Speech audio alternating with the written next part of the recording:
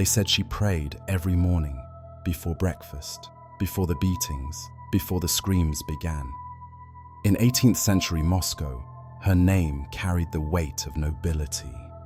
Daria Ivanovna Saltykova, daughter of power, widow of a nobleman, a woman of faith, and something else entirely. Her servants called her Barinya, mistress. The church called her a benefactor. The empress called her untouchable. But the whispers told a different story. They said the candles in her chapel burned all night, that the air smelled of iron, and that her prayers were never for forgiveness, but for strength. Because Daria believed she was chosen by God, not to save souls, but to cleanse them. And to her, the unclean looked an awful lot like the people who served her. Behind the white curtains of her grand estate, the walls hid things the city chose not to see. The marks of whips, the bones beneath the orchard, the stains that even holy water could not wash away.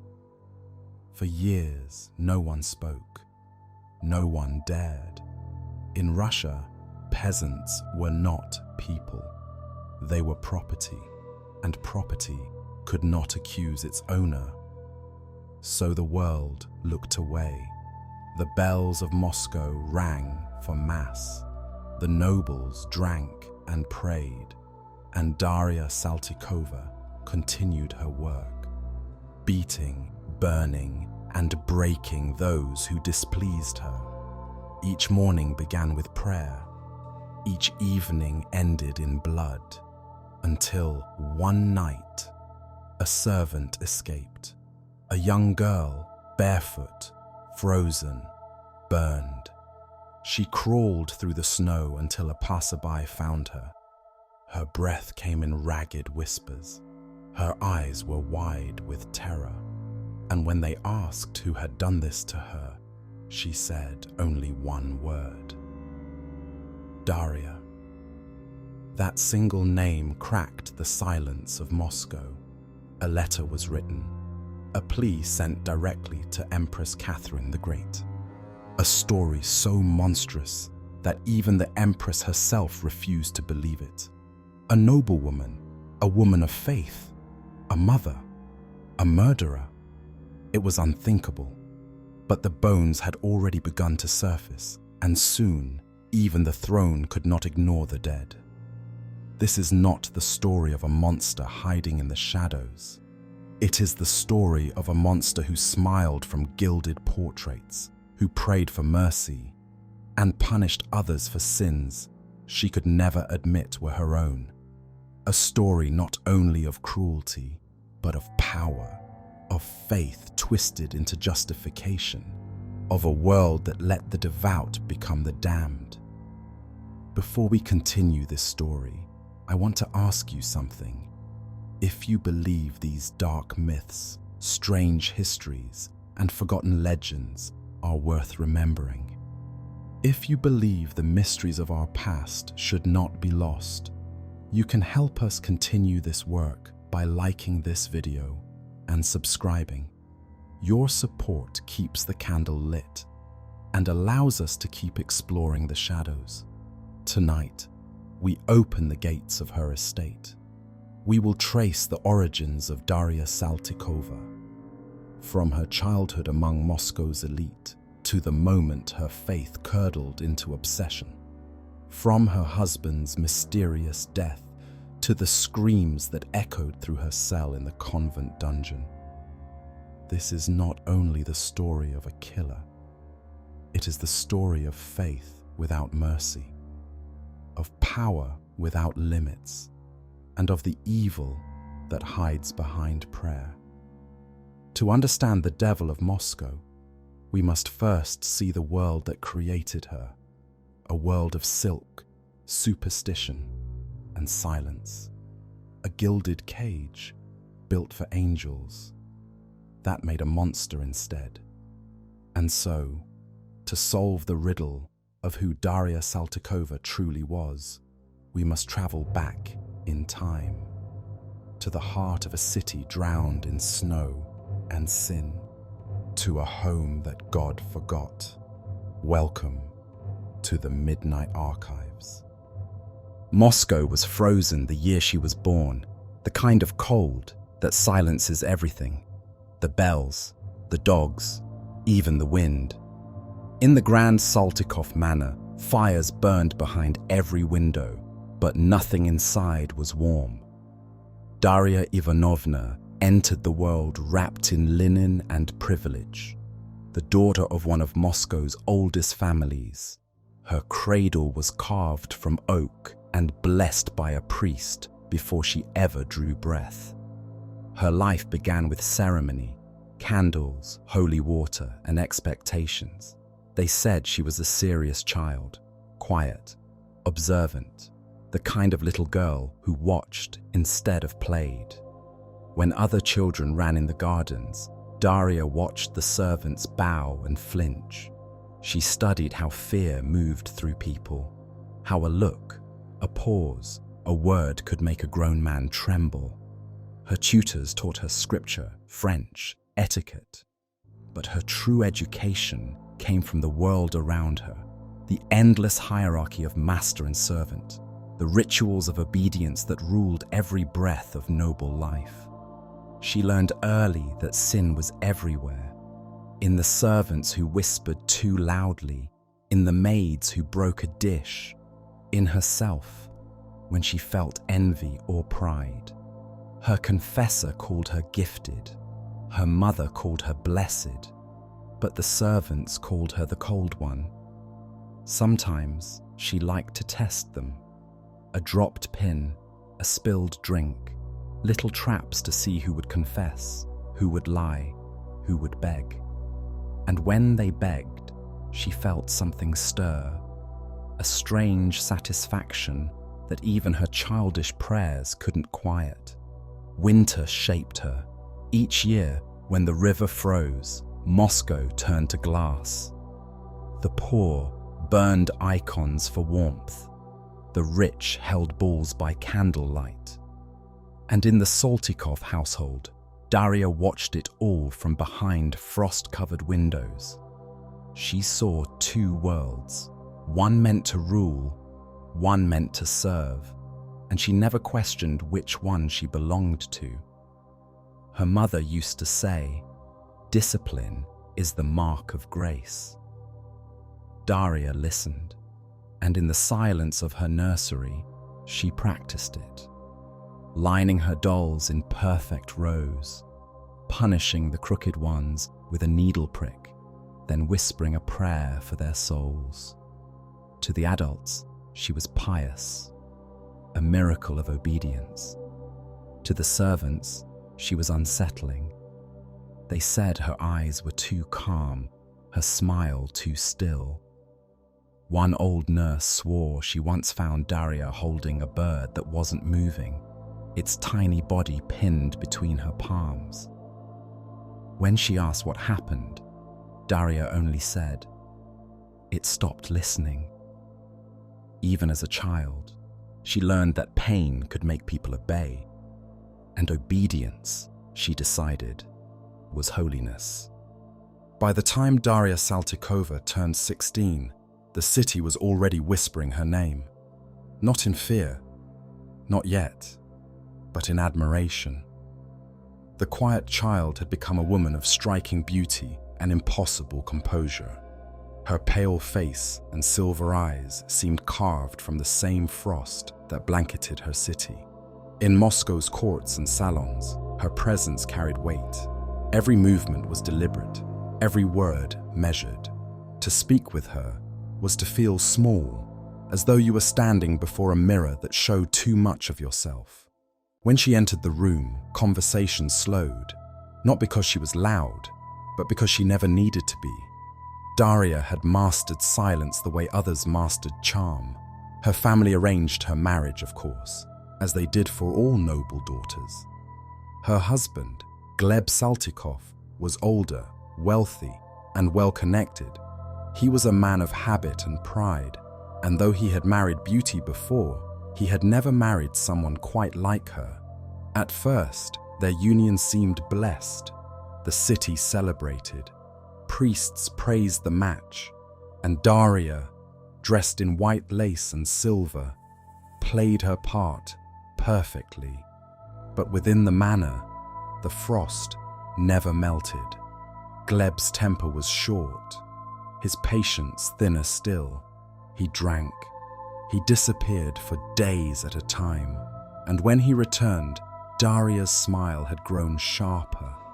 The servants said she never raised her voice, but that her silence was worse than shouting, that she could unmake a person with a single look. In public, they were the perfect couple, two pillars of Moscow's nobility. But behind their painted doors, cracks began to form. Small things, a broken cup, a missing servant, whispers in the corridors. Some said Daria had begun keeping a private chapel where she prayed long into the night. Others claimed she refused to let anyone enter it, not even her husband. And then, one winter, Gleb fell ill. No one could say what it was. Fever, poison, divine punishment. Doctors came and went. Priests prayed over his bed, and through it all, Daria never left his side. She fed him broth with trembling hands, kissed his forehead as he weakened, and when he finally died, she simply turned away. The funeral was lavish. The Saltykov name demanded nothing less. Daria stood before the coffin in black silk and pearls, her face unreadable. The priest spoke of grief, of God's mercy, of the widow's sorrow. But those who looked at her closely swore her eyes did not weep. They glimmered, cold and alive, like a woman watching a fire she herself had lit. After the burial, she returned to the manor and dismissed half the staff. She claimed she needed silence to mourn, and soon that silence began to consume the halls. They buried Gleb in frozen soil, and Daria never shed a tear, and never. After her husband's death, the Saltykova estate grew quiet. Not the peaceful kind of quiet, the kind that hums beneath the walls, where every whisper sounds like a prayer, and every prayer sounds like guilt. For months, Daria kept to her chambers. The maids said she spoke to no one, that she sat before her icons until dawn, her face lit by candlelight, murmuring the same verse again and again. "Cleanse me, O Lord, and I shall be whiter than snow." The servants heard her footsteps echo through the halls at night. Sometimes she walked to her husband's study and locked herself inside for hours. Other times, she would stand at the window, watching the snow fall like ashes over the courtyard. They said she barely ate, that she grew pale, thin, and restless, a ghost haunting her own house. But something inside her had not died with Gleb. Something had awakened. Without him, there was no one left to question her, no one to temper her moods or challenge her will. The silence of widowhood became a mirror, and in it, Daria saw a reflection she did not recognize, a woman who could command life and death with a whisper. At first, her faith seemed her only comfort. She attended Mass twice a day, donated to the poor, and paid for the restoration of a church near her estate. But the priests began to notice her eyes, the way she stared at the crucifix too long, as though searching for something more than salvation. And then there were the confessions, endless confessions, whispered to priests, to icons, to the empty rooms. She confessed envy, pride, anger. And still, she said, she did not feel clean. So she prayed harder. punished herself for imagined sins. Fastened rosary beads so tightly they left bruises around her wrists. In her mind, she was cleansing herself. In truth, she was feeding a hunger she could no longer name. Her faith, once gentle, became sharp. A blade she turned against herself and others. She began to speak of purity, of divine justice. She said God had chosen her to root out wickedness in her home, that sin lived among her servants, that some souls were too stained to save. When her confessor tried to correct her, she dismissed him and hired another, one who told her what she wanted to hear, that she was holy, that her visions were signs of divine favor. Soon, she stopped leaving the manor altogether. She built a small chapel in her private quarters, walls painted white, floor scrubbed until it shone like bone. She filled it with candles and the scent of burning incense. The servants called it the White Room. They said she spent hours there alone, kneeling until her knees bled, waiting for God to speak. And maybe he did, or maybe the only voice she heard was her own, whispering back from the silence. She began keeping lists, names of servants, sins they had confessed, and others she believed they were hiding. To her, it wasn't cruelty. It was order. It was righteousness. The world outside was corrupt, and she was building something pure. The neighbors started to notice the change. She refused visitors. Letters went unanswered, and at night, the manor glowed with candlelight, long past the hour of prayer. The housekeeper said she would hear Daria laughing softly to herself, not joyfully, but with a strange, hollow relief, as if the laughter was washing her clean. And then, one morning, Daria descended from her room with eyes that seemed clear, calm, renewed. She told her servants that she had found her purpose, that God had spoken to her in the quiet hours of the night. And the first sin, she whispered, lives beneath this very roof. The first sin, she said, was pride, and it lived in the kitchen. It began with a sound, the crack of porcelain, a teacup dropped by a trembling maid, a simple accident, a human mistake. But in the silence that followed, the air in the manor seemed to change.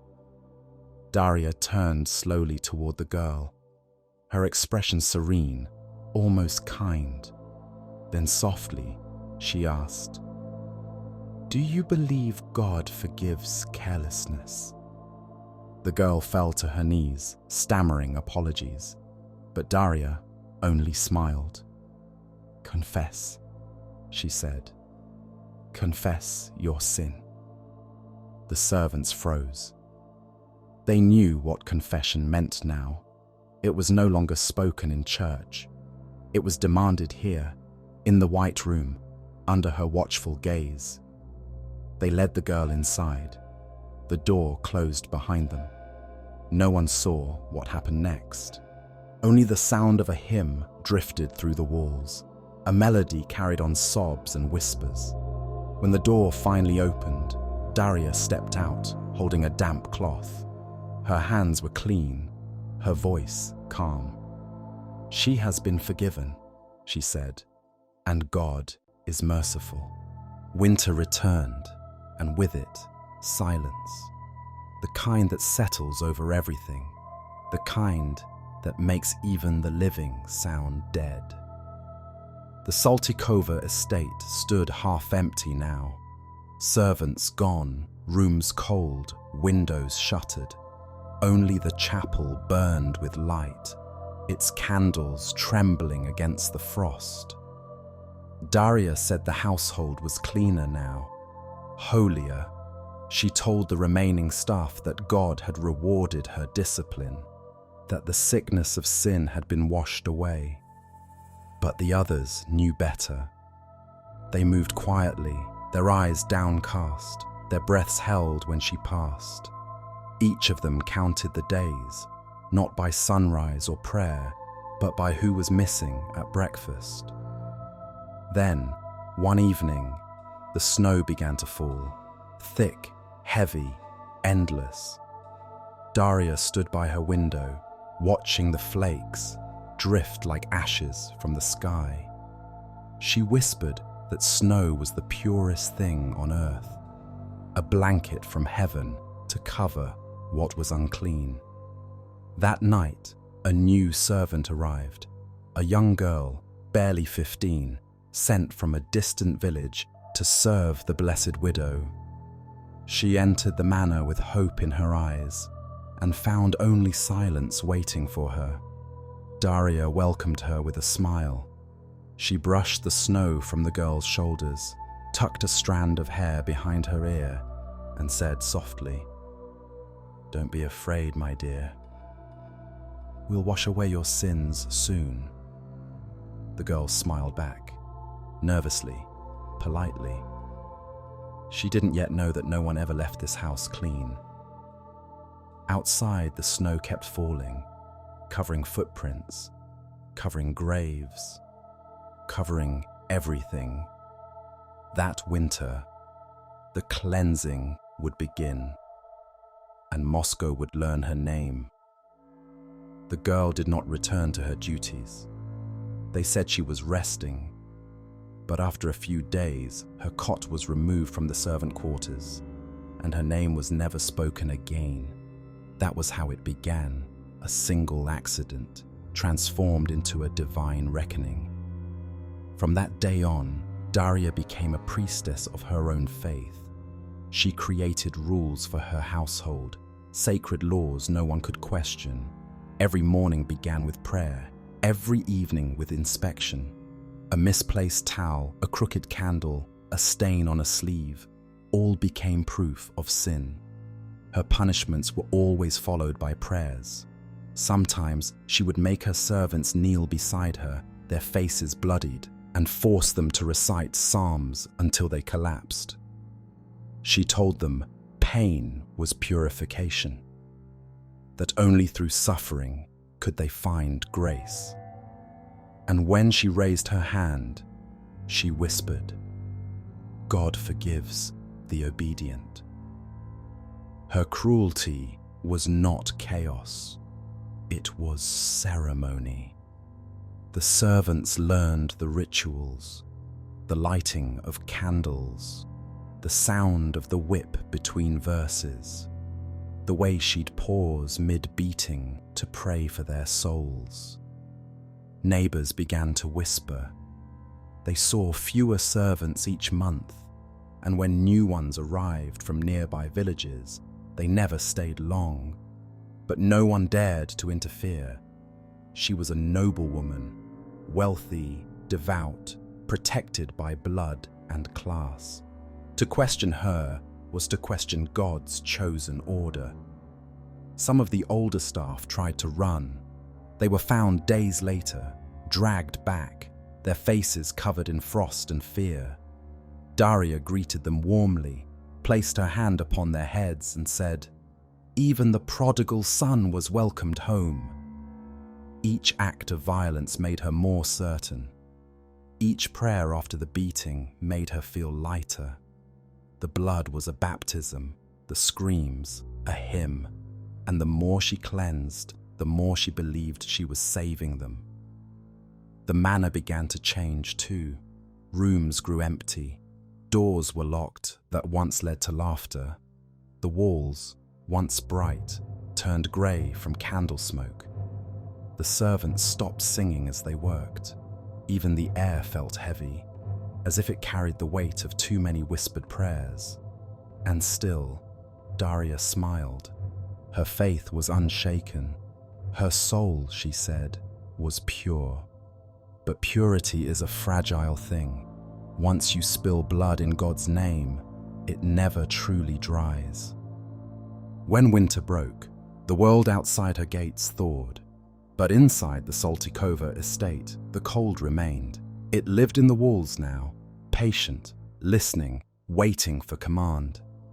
Daria believed she had survived her trials because God had chosen her. He had taken her husband, her comfort, her peace, and left her with purpose. So she began to write.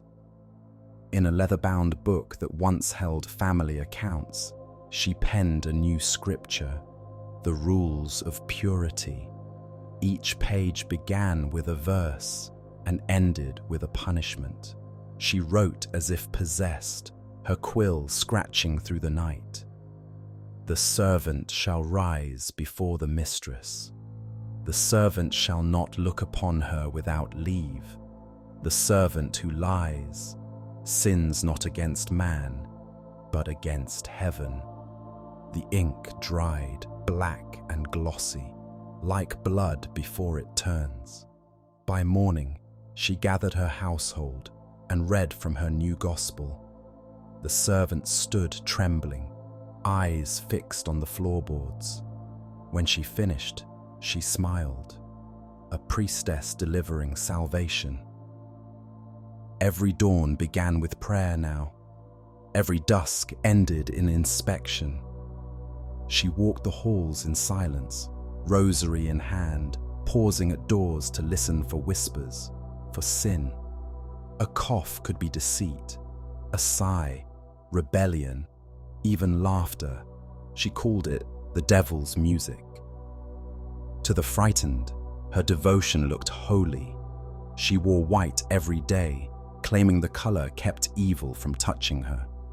Candles burned in every room, filling the manor with wax and smoke until it choked the air. When the wax ran down her fingers, she didn't flinch. She said it was the mark of purification. The chapel became her throne. She moved the household icons there, arranged them in a perfect circle, and demanded her servants kneel within it to confess. Confession, she said, cleansed the soul, but only if it was sincere. And sincerity, she believed, could be proven through pain. They prayed until their voices cracked, until throats bled and candles guttered out. Still, she made them repeat the Psalms.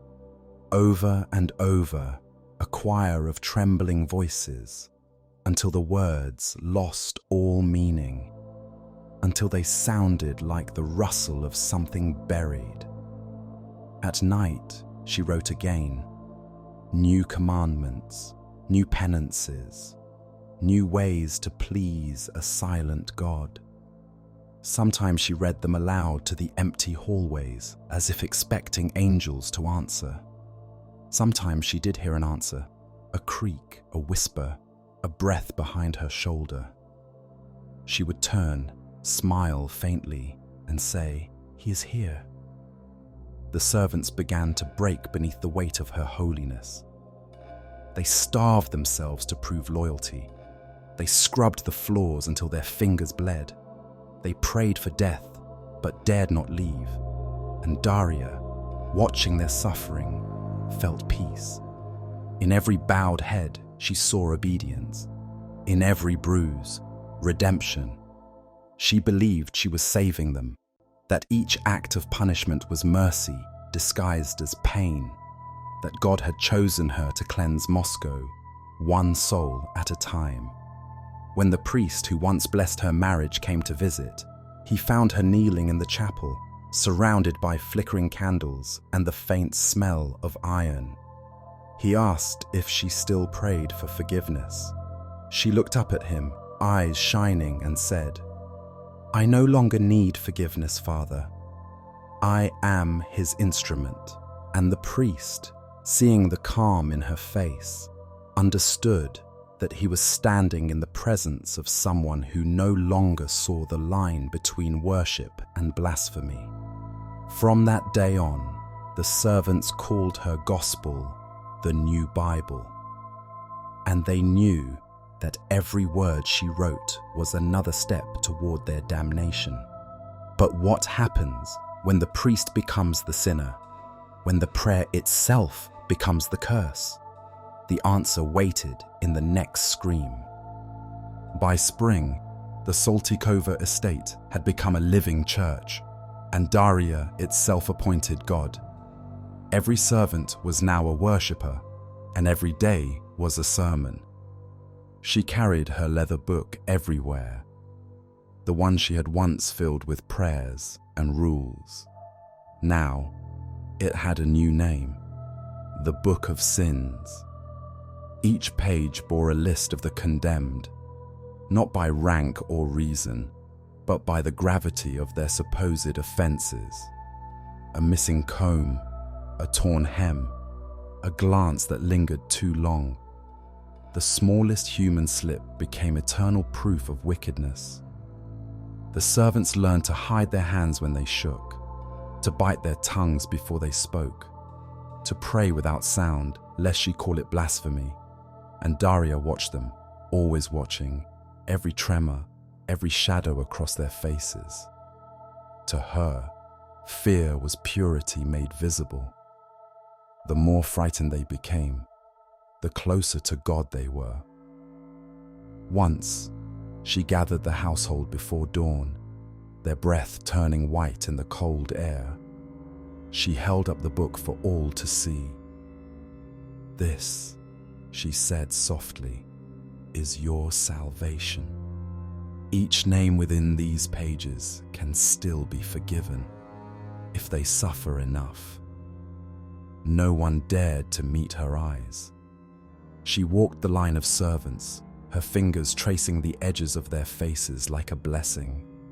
Then she stopped beside a young stable hand, barely more than a boy.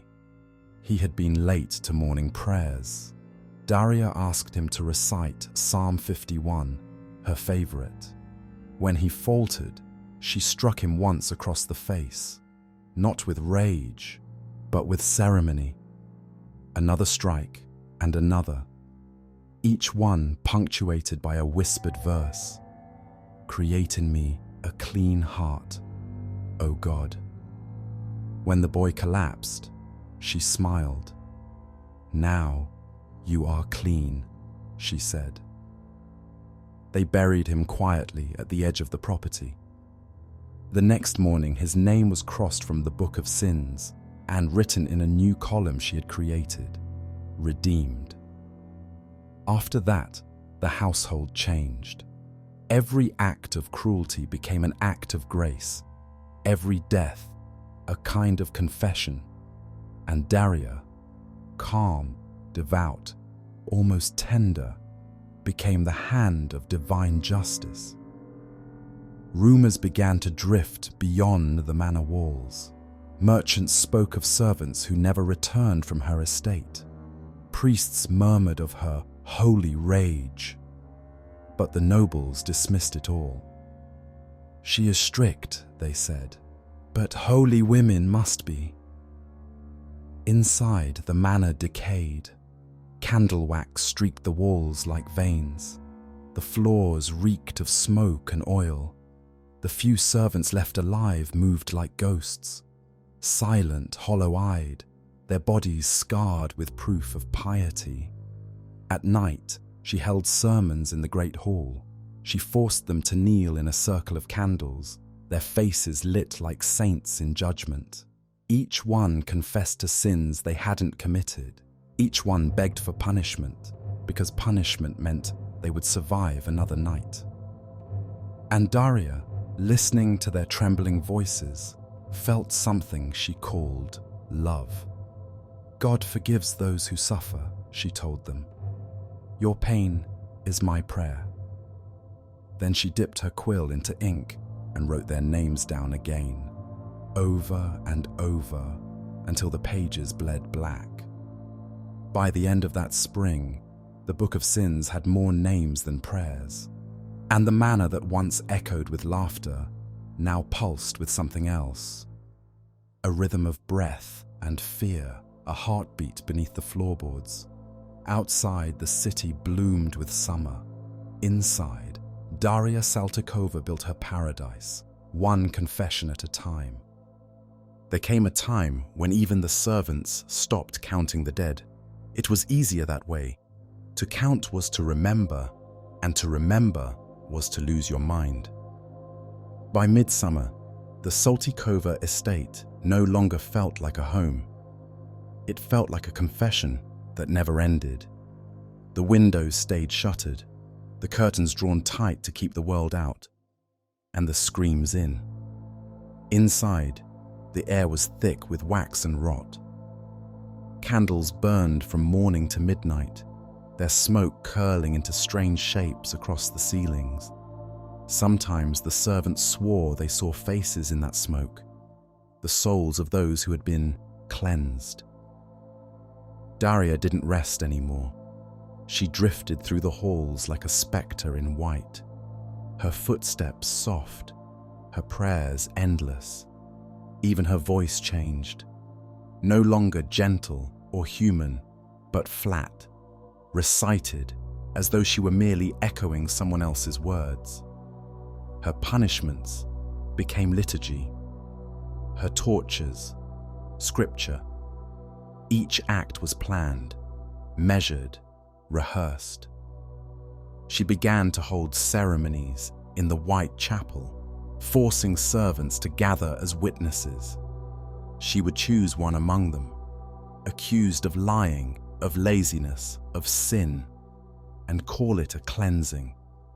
The chosen one was led to the center of the room. The others were told to kneel, to pray. Then she began. A strike, a prayer, another strike, another prayer. Her voice and the blows became one rhythm. It was not rage, it was ritual. Lord, make me an instrument of your will. The servants recited verses through tears, their words breaking into sobs, their eyes fixed on the floor. To look up was to risk being chosen next. Daria believed the screams purified the house, that each cry was a demon being cast out. Sometimes she wept as she worked, soft, trembling tears, as though her own compassion was what hurt her most. When it was over, she would kneel beside the broken body and whisper, "You are free now." Then she would clean her hands, change her gown, and return to her prayers, day after day, week after week. The walls began to whisper, not in words, but in memory. You could hear it in the silence between prayers, the echo of old cries, the hum of something that would not die. The servants began to lose their sense of time. Morning bled into night. Days blurred into one long, sleepless nightmare. Some went mad quietly, staring blankly into the corners. Others tried to run, but Daria said flight was proof of guilt, and guilt demanded punishment. The groundskeeper hanged himself in the stables. The cook drank lye from the pantry. The rest simply stopped speaking, and still, Daria prayed. Each death to her was proof that God was listening. There was one servant, a young woman named Irina, clever, careful, quiet.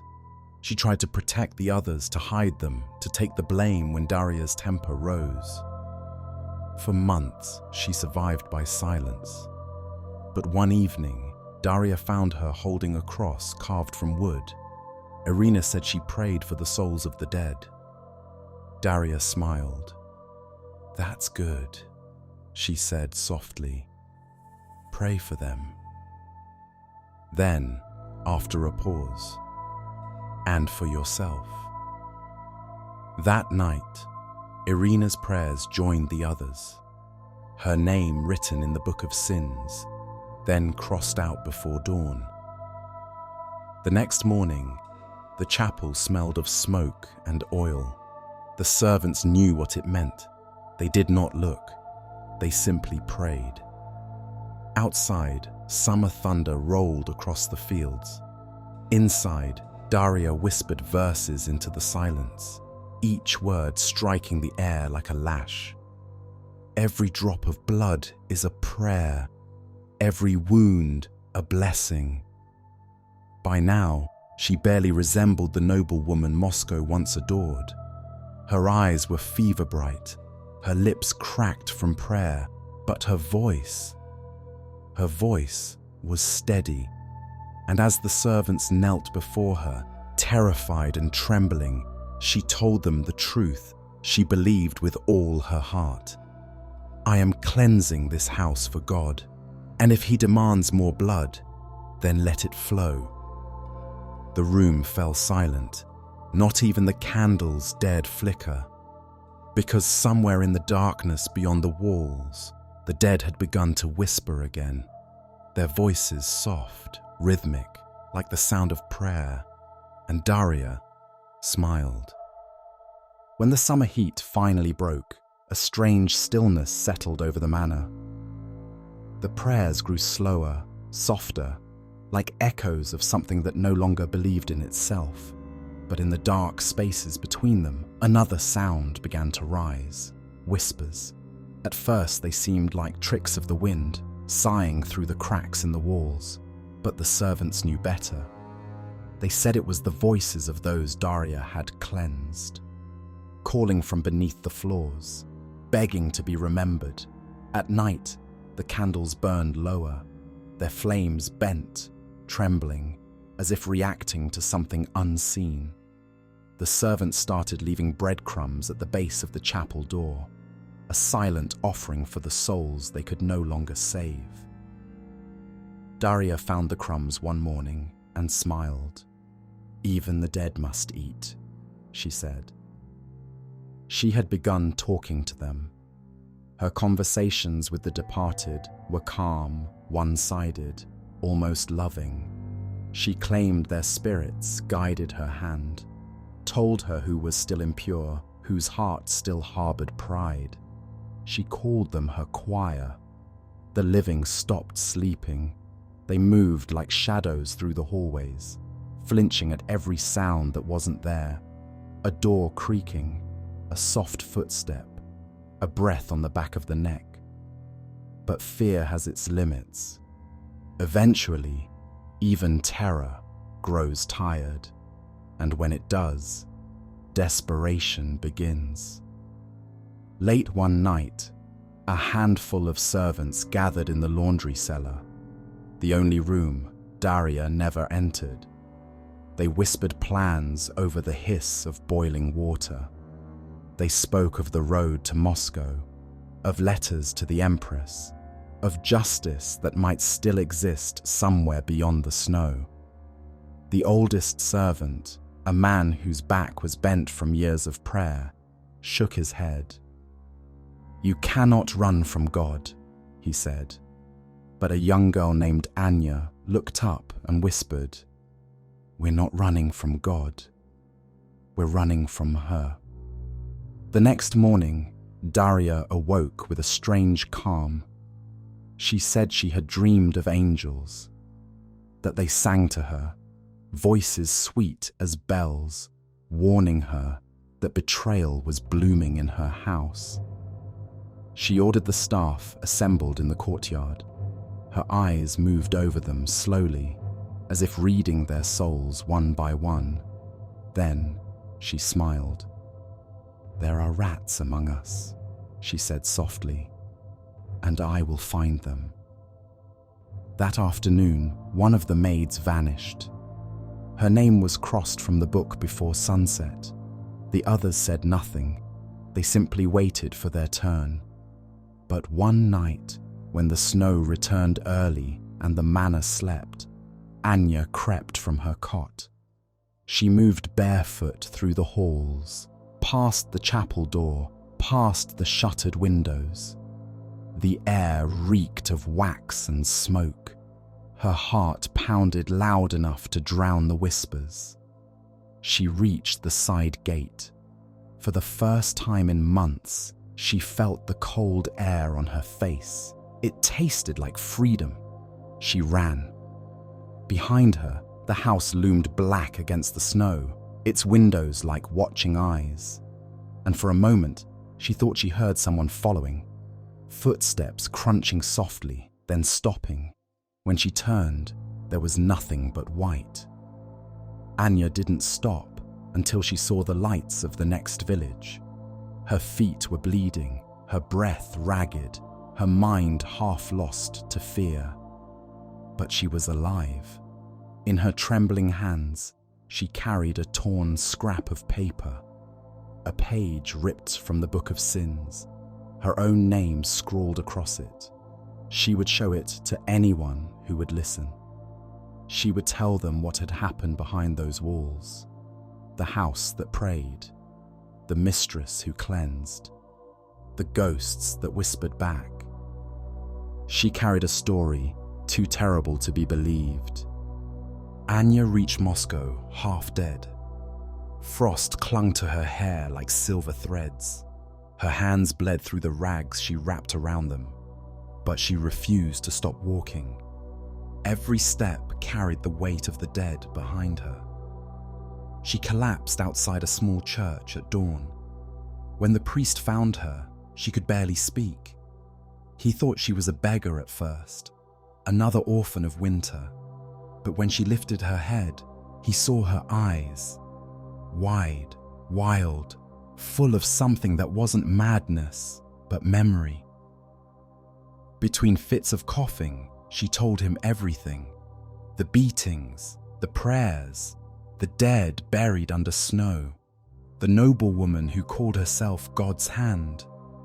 At first, the priest didn't believe her. Who would dare accuse a Saltykova? But then Anya showed him the torn page, the one she had carried in her frozen hand for days.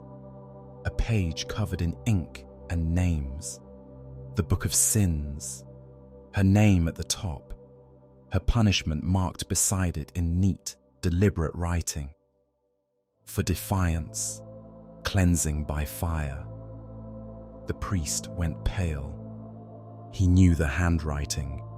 He had seen it on donations to his church. He had blessed it. He said nothing. He simply took her hand and whispered, "You will not die here." Within days, her story spread quietly through Moscow's servants and priests. At first, it was treated as rumor, a servant's tale twisted by grief. But the whispers grew. Other households began to talk of missing girls, of bruised bodies, of strange prayers that echoed across Daria's estate at night. And soon, the rumors reached the ears of someone who could not afford to ignore them, Empress Catherine. When the Empress first heard the accusation, she dismissed it with a wave. Another peasant fantasy, she thought. The nobility loved their gossip, and jealousy bred lies. But the rumors did not die. They multiplied, crossing Moscow like wildfire, until they reached her court again, this time in the form of a letter. It was written not by Anya, but by another former servant who had escaped months earlier. He had hidden in the countryside, gathering the courage to put his story to paper. It was short, but it cut like a blade. He wrote, "Your Majesty, in the house of the noblewoman, Daria Ivanovna Saltykova, the innocent perish in the name of God. We beg the throne for justice, for the snow in her fields hides more than footprints." The Empress read it twice. Then she handed it to her advisor and said only one word: investigate. That single command would shatter the silence that had protected Daria for years. The walls of her manor, once sealed by faith and fear, would soon echo with the footsteps of the empire. But Daria didn't know that yet. She was in her chapel, eyes closed, smiling as she whispered her morning prayer. Outside, snow began to fall again, quietly, patiently, as if to cover the last traces of what had escaped her. And for the first time, someone with power was listening. the first investigators arrived in silence. No fanfare, no royal banners, just 3 men on horseback, their cloaks heavy with snow and suspicion. They had been sent by Catherine herself, armed not with soldiers, but with questions. The Empress wanted truth, not spectacle. And in Moscow, truth was the one thing no one wanted to find. The Saltykova estate stood on a hill outside the city. Once, it had been beautiful, white stone and gold trim, gardens that glowed in summer light. Now it looked hollow. The windows were black, the grounds bare, the gates half buried in ice. When the investigators knocked, the echo took too long to return. A servant opened the door. A girl, thin as parchment, eyes wide and hollow. She didn't speak. She only bowed and stepped aside. Inside, the air was wrong, thick, sweet. The smell of incense clinging to rot. Candles burned even in daylight, their wax hardened into grey stalactites. Daria met them at the stairwell. She looked smaller than the stories. Her beauty faded into pallor, her hands trembling, but her voice serene. "Gentlemen," she said, "why disturb a house of prayer?" Her composure unsettled them. There was no fear, only faint amusement.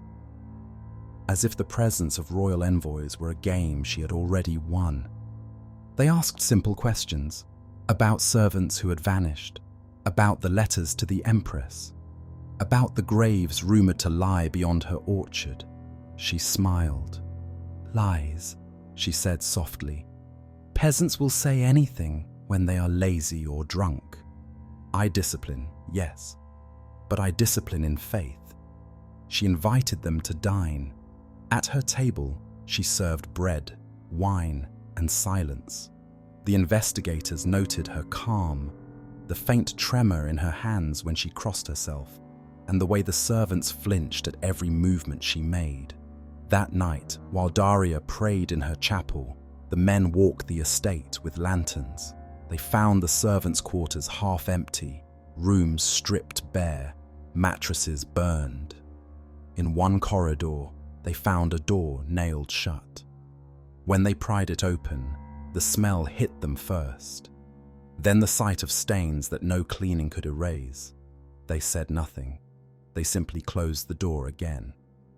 In the morning, Daria greeted them as if nothing had changed. She offered them tea, spoke of her faith, asked one of the servants to recite a psalm. The girl's voice shook so violently that the cup in Daria's hand rattled against the saucer. The investigators exchanged glances. Something unholy lived here. Not just cruelty, but conviction. They left with polite bows and careful words. But as they crossed the gate, one of them turned back. From an upstairs window, he saw her watching, not curious, not afraid, smiling. He later wrote in his report, "The mistress believes herself holy. The house obeys her as a church obeys its God." And though they had not yet found the graves, they knew what waited beneath the snow. The empire had sent its eyes to see. Next, it would send its hand to strike. The Empress did not wait long.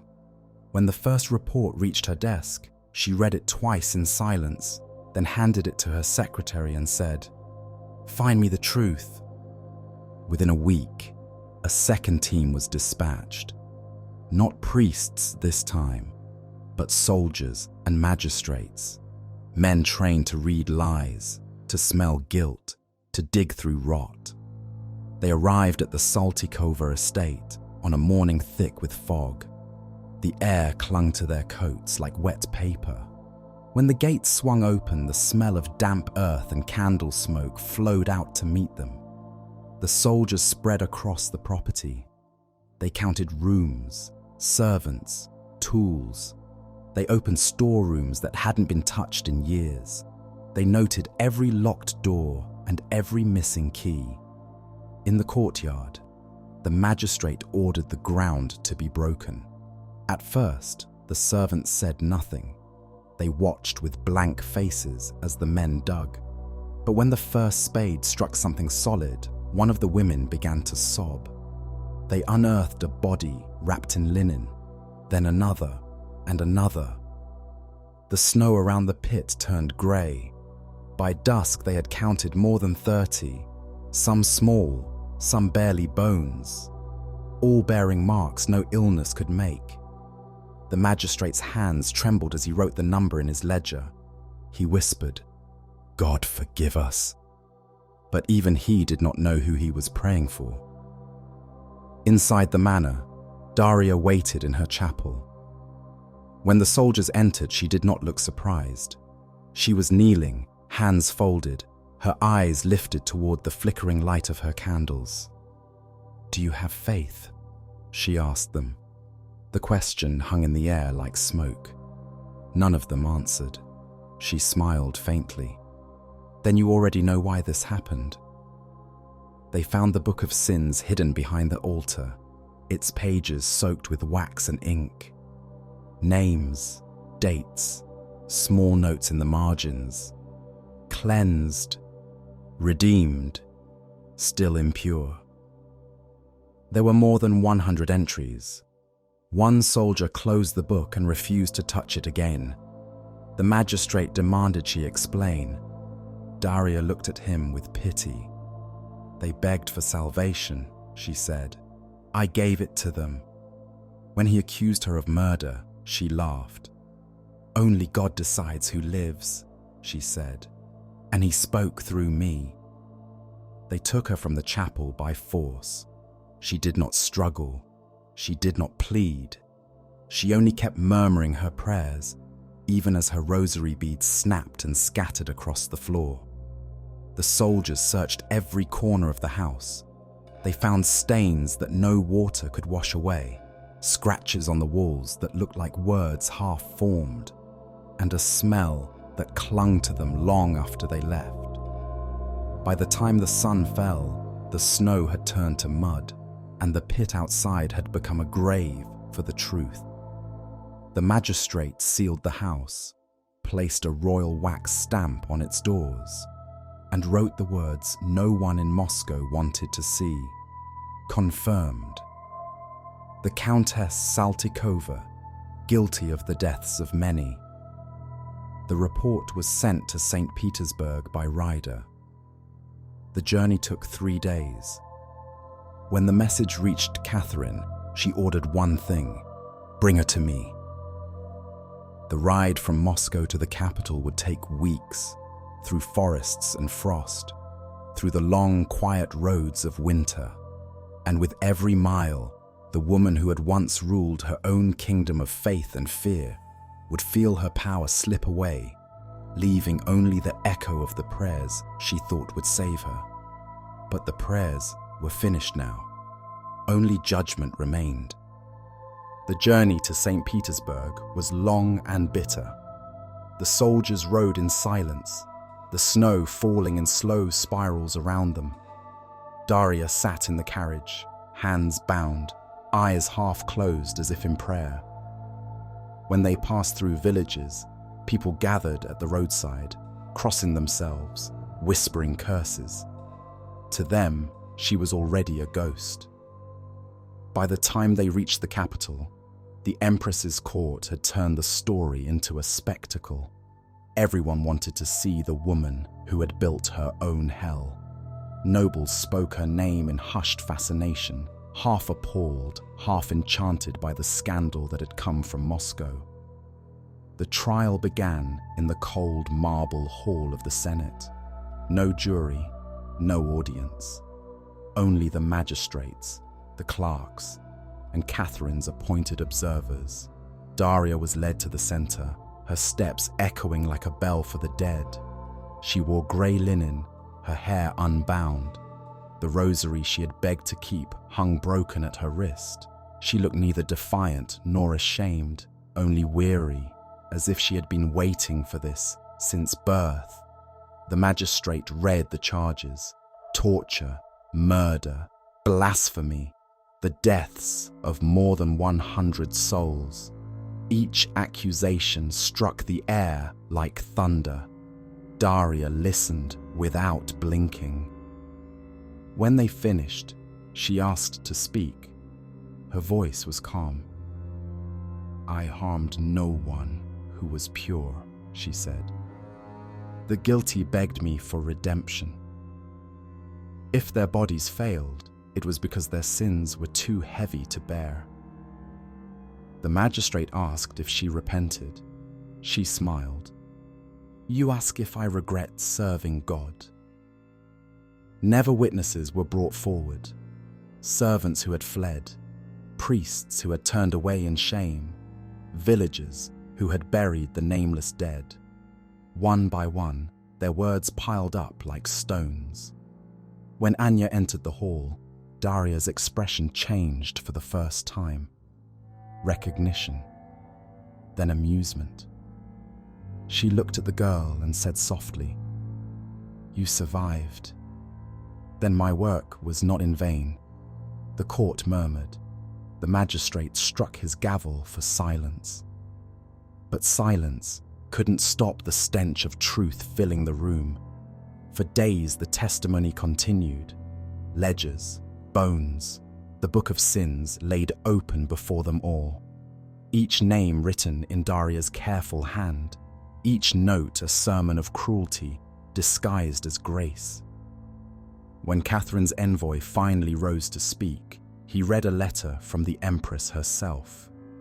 "Let it be known that noble birth does not excuse evil.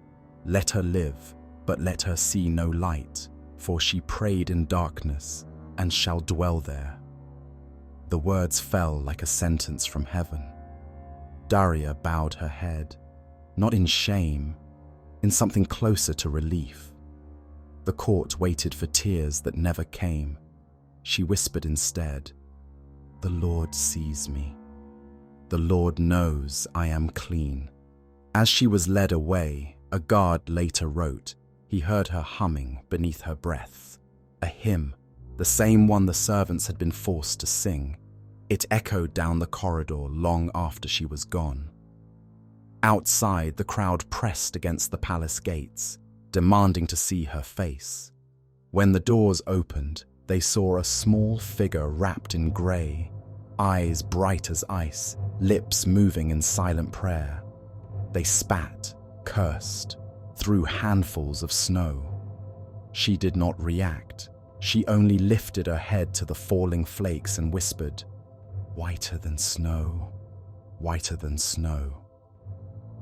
The soldiers escorted her through the crowd, down to a waiting cart bound for the convent prison. As they passed through the city, bells began to toll, slow, heavy, final.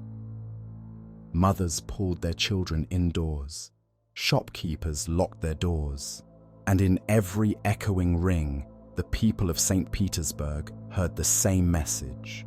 The devil of Moscow had been judged, but not destroyed, not yet. They took her not to a gallows, but to a convent.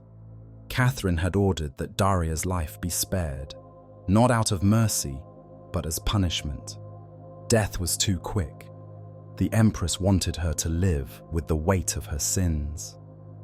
The cart rattled through the frozen streets of St. Petersburg, past rows of silent onlookers, past the church towers that pierced the grey sky. Some crossed themselves as she passed. Others made the sign against evil. A few, strangely, bowed.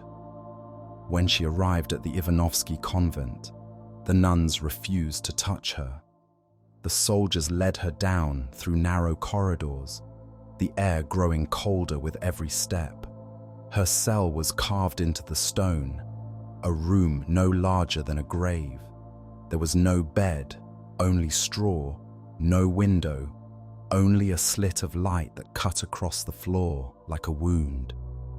Here, the woman who once commanded servants and nobles alike was left alone with silence. She was forbidden to speak, forbidden to write, forbidden even to call out to God. Her meals came through a slot in the door. Her prayers went unheard. For the first few months, she still whispered her psalms, pressing her lips to the cold wall as though it could absolve her. When the priests came to check on her, she greeted them with calm smiles. They said her voice was gentle, but her eyes were hollow, as if she were already halfway to the grave. Over time, the city began to talk. Stories grew in the shadows of taverns and churches. Some said that she prayed with such intensity that the candles in the convent burned lower whenever she spoke. Others claimed that her laughter echoed through the hall at night, and that she was seen standing at her door, her face illuminated by a light no one could explain. The nuns who brought her food began leaving it outside the cell without knocking.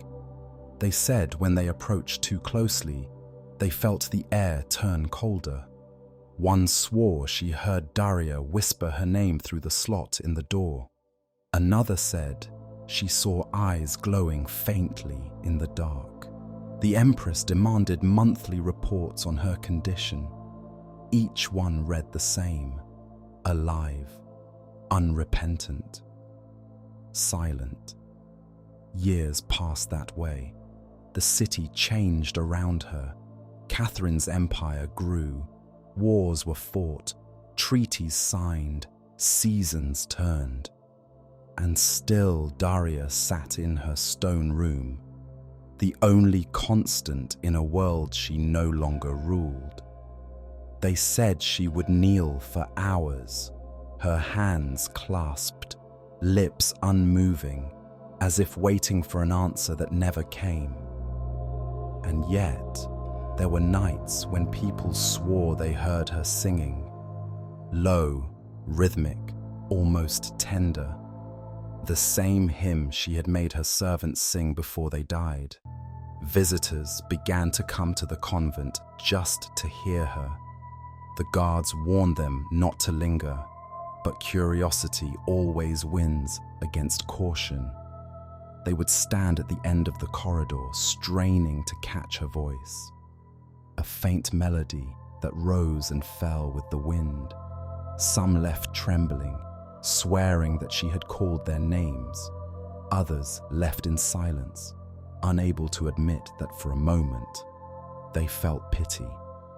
Because in that dark cell, stripped of her wealth and her power, Daria Saltykova was no longer the devil of Moscow. She was just a woman, and her only companion was the echo of her own prayers. But the world outside would not forget. A legend was already forming of the noblewoman who killed in God's name, the witch who still prayed in the dark, the ghost who could not die. And even the Empress, in her private moments, wondered if the punishment she had chosen was truly a mercy, or if she had locked something far worse away.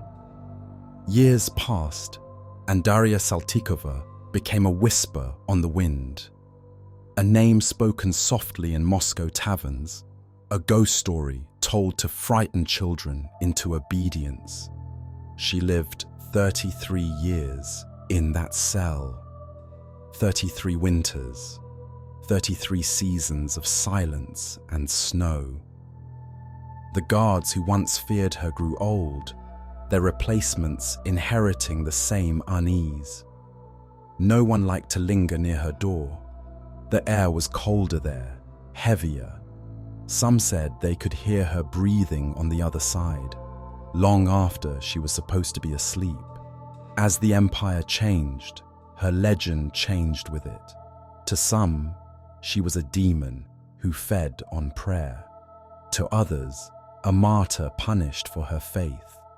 Pain has a way of rewriting memory, and time makes even monsters fascinating. The church never exorcised her name, but they never sanctified it either. She existed in a limbo of reputation, a saint to the cruel, a warning to the devout. There are stories, of course, there always are. A nun who claimed she saw Daria's shadow kneeling long after the body was gone. A guard who said he heard her weeping one night, not from pain, but from joy, as if she had finally heard a voice whisper back. When she died, they said it was quiet. She simply stopped moving, her lips curved into a faint smile, eyes fixed on the small slit of light that had been her sky. The convent bells rang once, then fell still. No funeral, no family, just a priest muttering the barest prayer over a body that refused to rot quickly. They buried her in the convent yard, marked only by a cross without a name. By morning, the cross had fallen over, as if pushed from beneath. Years later, travelers passing through the old road near her estate spoke of strange lights in the snow, of voices carried on the wind, a woman's whisper reciting scripture, a soft laugh that vanished when you turned your head. The locals called her the Blood Widow, others the Devil of Moscow, but among the servants and the faithful, she earned another title, the One God Forgot. Because what terrified them most was not the evil she had done, but the thought that she had prayed through all of it, and that perhaps, somewhere in the darkness, something had listened. Her estate still stands. Its halls are empty now, the chapel long sealed, the garden a wilderness of frost and weeds. But sometimes, when winter falls heavy over Moscow, the snow seems to move differently there, as if stirred by footsteps that should not exist. And those who dare to pass by after midnight swear they can hear her voice, soft and close, whispering through the glass, "Cleanse me, O Lord, and I shall be whiter than snow." For 33 years, the world outside her cell forgot she existed. Empires rose, emperors died, and still, behind a stone wall, Daria Saltykova whispered her prayers to no one. Then, one morning, the whispers stopped. The guards said it was quiet, not the peaceful kind of quiet, but the kind that feels wrong, as if even the walls are holding their breath. When they opened her cell, she was kneeling before the same crack of light she had faced for decades. Her lips were still curved into a faint smile. The candle beside her flickered, though no one had lit it. Her eyes, open and glassy, stared into the beam of dawn, like she had finally seen something worth dying for. The convent didn't ring its bells. There was no morning mass, no hymns. They wanted her gone before nightfall. The priest muttered the briefest prayer he could, as though afraid too many words might wake her again. They buried her behind the chapel wall, unmarked, unblessed, unwanted. A noblewoman lay to rest like a criminal. But graves are never truly still. The earth remembers what the living choose to forget. Within days, the soil above her began to darken. The wooden cross they placed over her grave refused to stand straight. Each morning, the nuns found it leaning, as if something beneath the ground rejected the weight of salvation. The whispers returned, not from her cell this time, but from the wind around the convent. Some nights, it carried the sound of prayer, a woman's voice, faint and slow, repeating the same line again and again. "Cleanse me, O Lord, and I shall be whiter than snow." The sisters began to fear the chapel after sundown. They said the air grew colder near her grave, that candles refused to stay lit there. A few claimed to see a pale shape kneeling among the trees, its head bowed, its lips moving without sound. The abbess forbade them from speaking her name. The church sealed her records. History was told to forget. But forgetting is a luxury the dead rarely allow. And legends, they don't rot as easily as flesh. That winter, travelers passing the convent told stories of strange lights in the snow, of a shadow walking behind the chapel walls. Some said it was punishment. Others said it was prayer. Either way, the woman who prayed for purity had found it at last. In a grave no one dared to bless. And though her body was gone, her name had already begun its second life. It began as a whisper in the villages near the convent, a story told quietly over candlelight, when the wind outside sounded too much like prayer. The peasants said the noblewoman's soul couldn't rest, that she walked the snowfields at night, searching for the servants she had cleansed. Some called her the Blood Widow, others the White Lady of Moscow, but all agreed on one thing: you could hear her coming before you saw her. The soft sound of footsteps in snow, followed by a single, trembling line of scripture: "Wash me, and I shall be whiter than snow." The church tried to bury the tale. Her crimes were already an embarrassment to the faith. But rumor is a living thing. It survives on fear, and fear was the only harvest left in those fields. The villagers told stories to their children. If you lie, the Blood Widow will visit you in the night. If you steal, she'll whisper your sin into your ear until morning. If you disobey your parents, she'll mark your window with frost in the shape of a cross. The children believed it. So did the parents. Soon, the story spread across Russia. It changed as it traveled, like a prayer passed from trembling lips. In some towns, she became a witch who bathed in blood for beauty.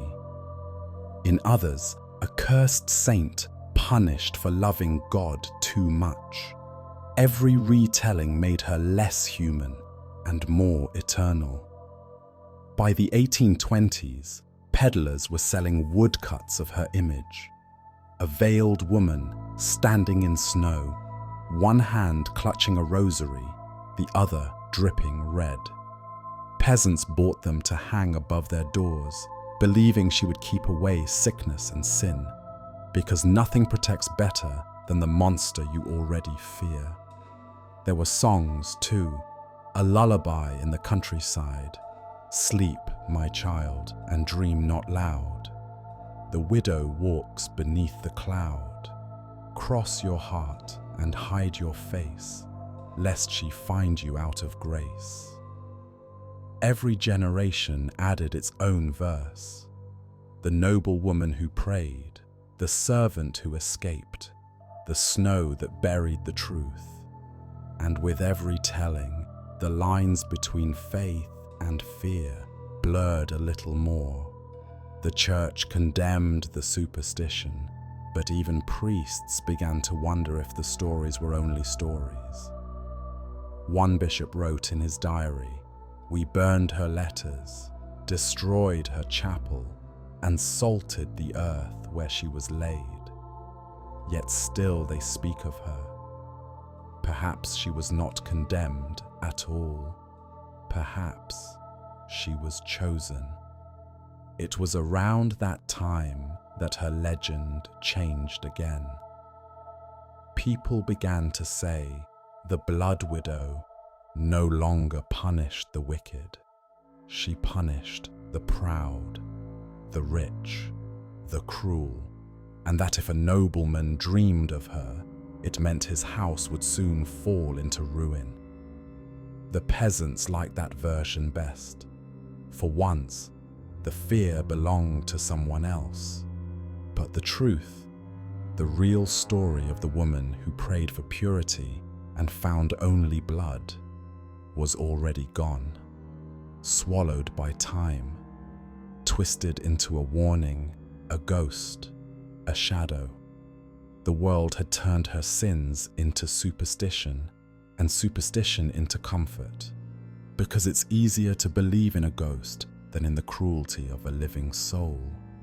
And somewhere, beneath the weight of all those stories, the real Daria Saltykova vanished, replaced by something colder, something endless.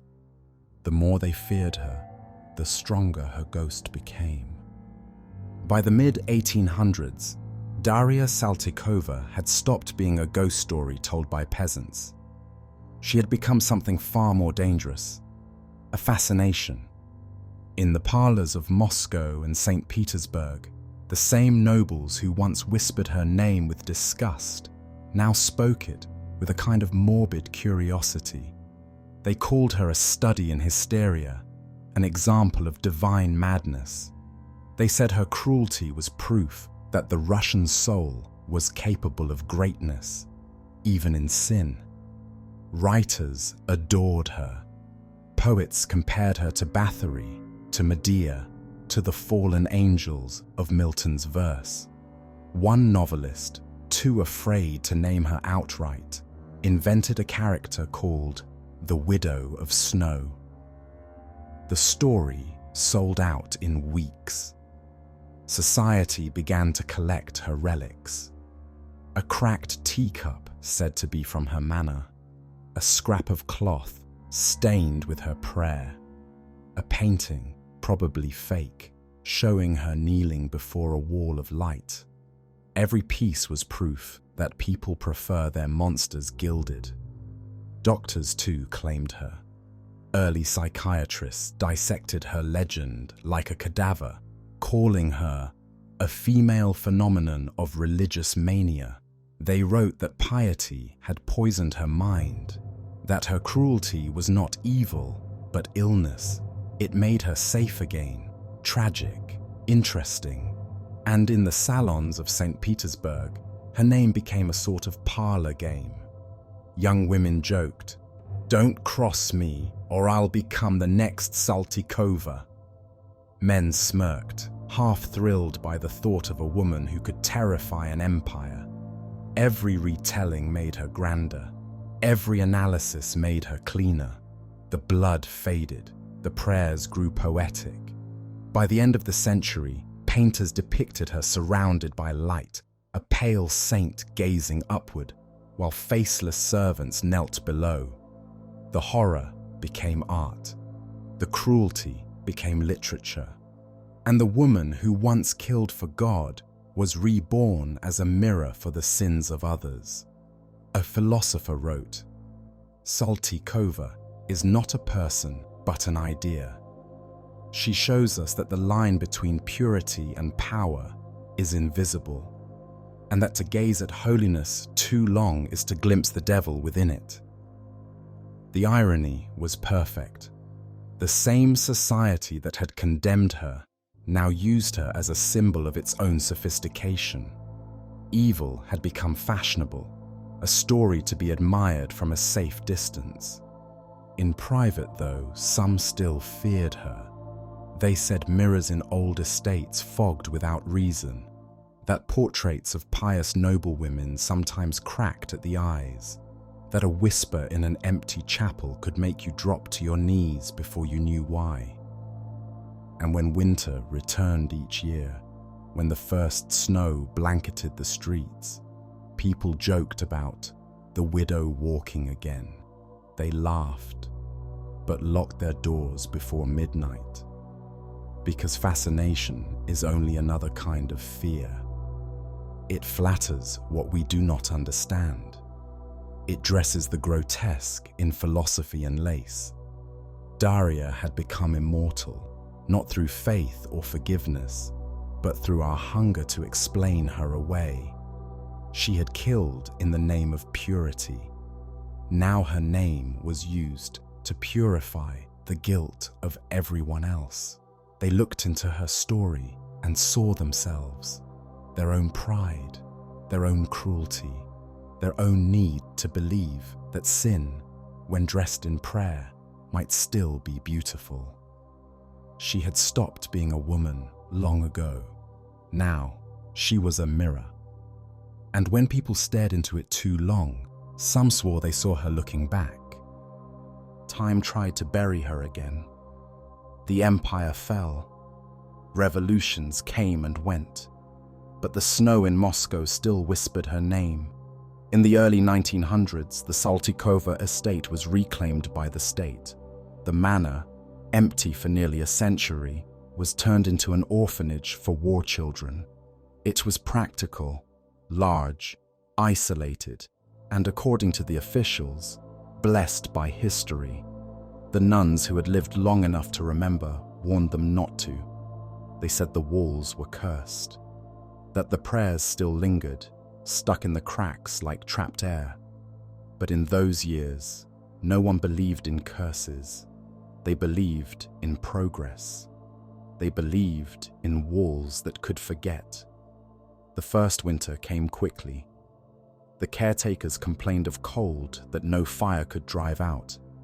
Children spoke of hearing hymns in the halls after dark, low voices singing in a language they didn't know.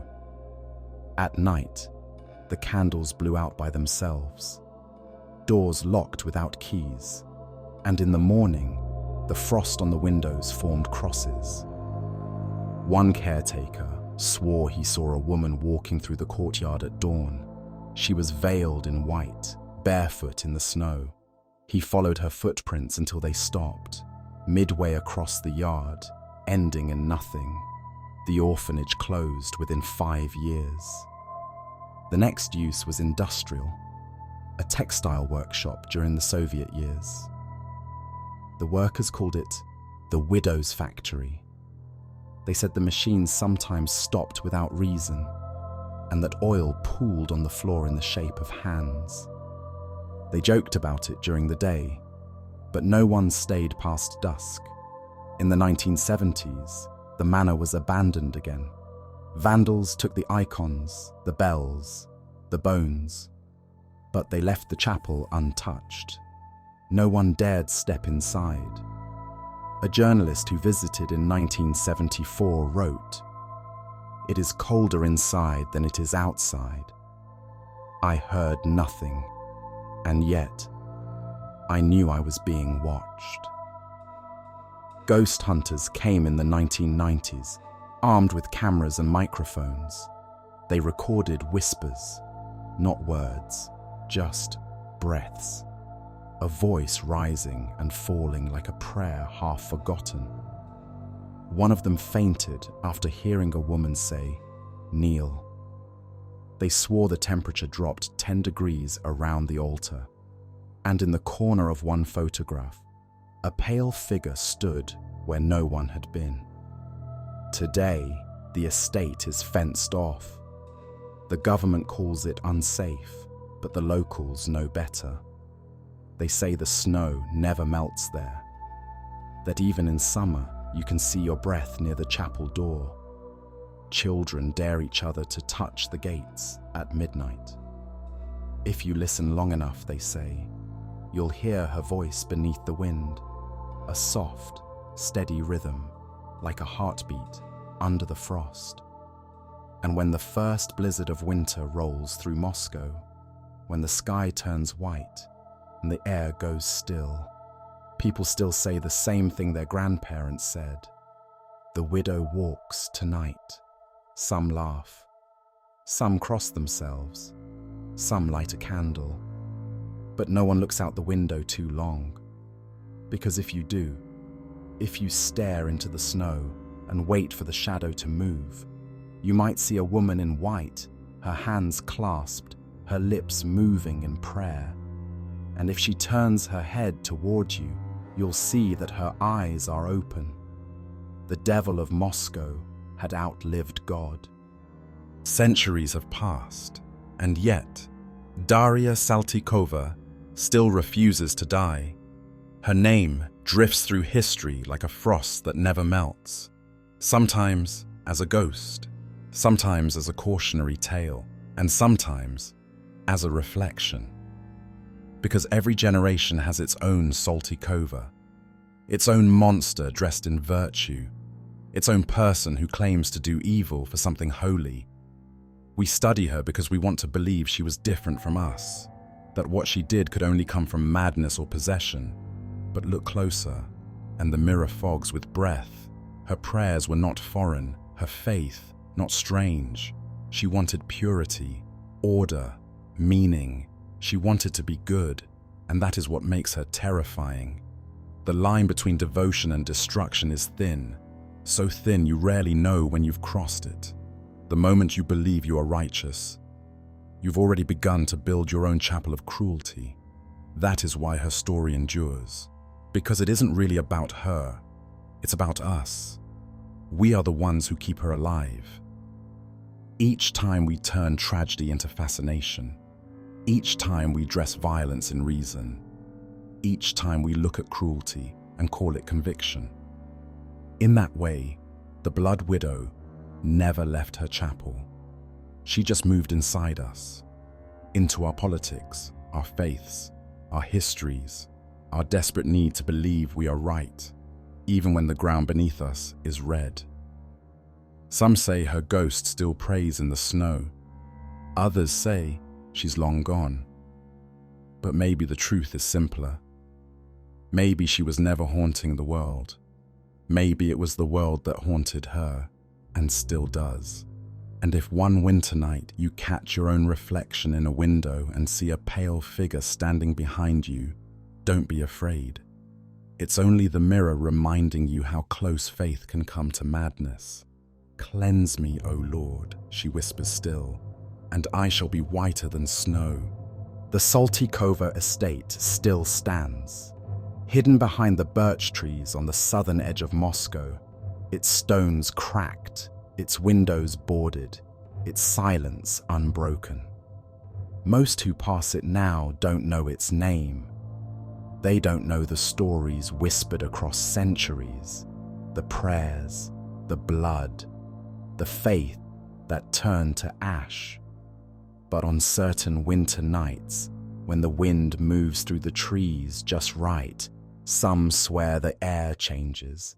They say the snow falls heavier there, that it doesn't land, it listens. And if you're quiet enough, you might hear a woman's voice beneath the storm, soft, patient, endless. "Cleanse me, O Lord, and I shall be whiter than snow." It's strange, isn't it? How one life, one obsession, can echo for centuries. How her name, buried in silence, kept clawing its way back through the dirt of history. Through the church that tried to erase her, through the empire that condemned her, through every story told by candlelight since. Daria Saltykova, the noblewoman who prayed to be pure, who mistook cruelty for salvation, who became a legend because the world could never decide if she was a monster or a warning. Maybe that's why we still talk about her, because we recognize something familiar in her shadow. A hunger for control, a belief that righteousness justifies anything, a need to be seen as holy, even as we do harm. But her story isn't a sermon. It's a mirror buried in snow, and every time we tell it, we brush a little more frost away. History has tried to silence her 100 times. But silence, like faith, has a way of breaking open. And the echoes that remain remind us that evil doesn't always scream. Sometimes it prays. The last records of her life end in a single word: unrepentant. No confession, no redemption. Only a woman, alone in the dark, still certain that she was right. So if you ever find yourself in Moscow on a winter's night, and the wind begins to hum like a hymn, and you see the faint outline of a chapel door through the snow, don't stop. don't listen. And whatever you do, don't pray. Because some prayers never ended. They're still being said, still echoing through the white fields, waiting for someone to answer. Before we close this story, I want to ask you something.